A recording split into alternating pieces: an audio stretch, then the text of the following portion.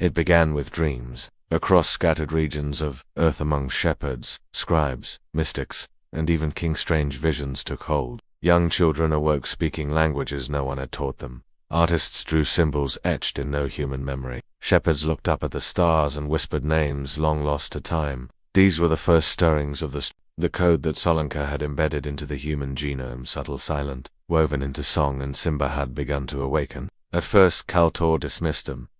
Mere anomalies, he said, glitches in the breeding programs. But then came Lemieux, a boy born among the marshlands of the Twin Rivers, whose voice could bend stone. When threatened by a raiding tribe, Lemieux sang not a song of fear, but one of frequency, and the weapons of his enemies shattered in their hands. He bore the mark of Solanka on his palm, a triangle of light with a circle inside it, glowing only in moonlight. In the hills of Kemet, a girl named Ashera sculpted structures that resonated with magnetic flows. In the caves of the north, Illyrian, son of Ahunda, mapped the stars without instruments. They did not need to be.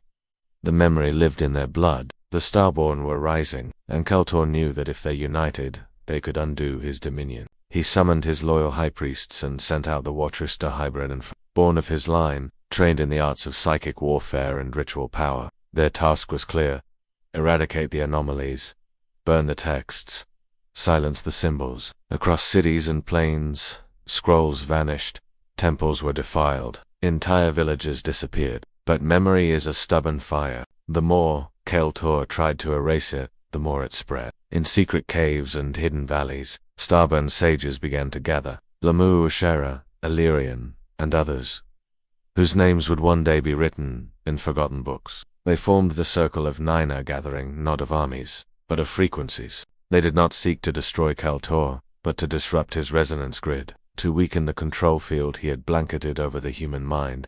Their weapons were sound, light, and intention, and their signal was growing stronger. In the city of York, Kaltor stood upon a black ziggurat and watched the sky darken. Clouds churned unnaturally. The planetary grid, once humming with stability, now rippled with resistance. Frequencies he had long silenced were returning. He knew what was happening. Solanka was returning, not in body but in consciousness. The harmonic field he had embedded in the Earth's energetic crust was coming online. It awakened in sacred sightstone circles, deep caves, ancient temples. From the pyramids of the Nile to the standing stones of the north, an invisible network was beginning to sing. Kaltor declared war. His watchers marched. The last cities of the old age burned. Atlantis, that shimmering beacon of both light and pride, fell into the sea not only from tectonic collapse, but from a final resonant detonation, triggered by those who feared Solanka's return. But not all was lost. The Circle of Nine had already begun their true task, not to fight Kaltor directly, but to preserve the code. They carved symbols into stone. They hid scrolls in clay jars. They encoded star maps in myth and memory. They taught children to sing the frequencies of balance, even if they did not understand them.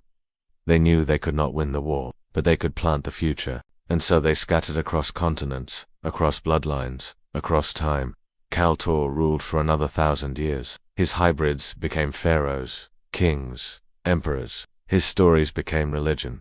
His symbols were etched into the thrones of power. But even he could not stop what had already begun. The Starborn would awaken again. And when they did, they would remember not only the past, but their purpose. Not to fight with blades, but to resonate truth, to dismantle illusion, to remind humanity of what had been buried.